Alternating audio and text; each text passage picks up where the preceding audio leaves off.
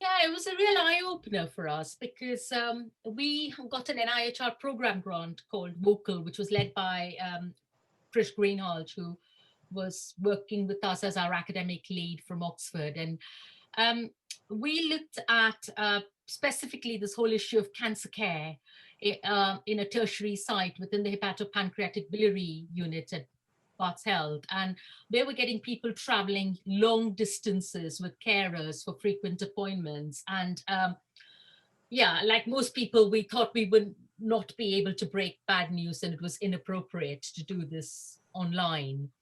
But actually, we were quite surprised when we interviewed a lot of patients and we actually filmed a lot of these things at both ends with consent for the research. And surprisingly, many people said, when I come to clinic and I make a long journey and I've often traveled alone and then I'm sitting in the waiting area and then you call me in and you break bad news and then I have to make the journey back home on my own and use public transport and it's all terribly traumatic. I'd much rather you broke the bad news when I was at home because then I'm in a physically comfortable space and I have family around. I can have a cry, I can make a cup of tea, and then I can get on and discuss this with others. And we've actually got some very powerful films we made of this. And we published our findings in the Vocal report, which again, that's published. And if people are interested, I can send the link.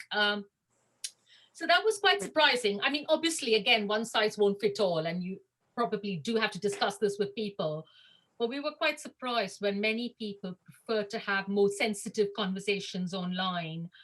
I mean, I do the diabetes clinic, and I often discuss erectile dysfunction with patients, and people again say it's far easier to have more personal, sensitive discussions from home or rather than in a clinic, for example. And Really cramped interesting. places, we've done a little do's and don'ts guide for patients and staff, and we've produced a little YouTube video for patients about how to prepare for an online consultation. And Sarah Shaw from Oxford has produced some guidance for primary care, which is on the RCGP website.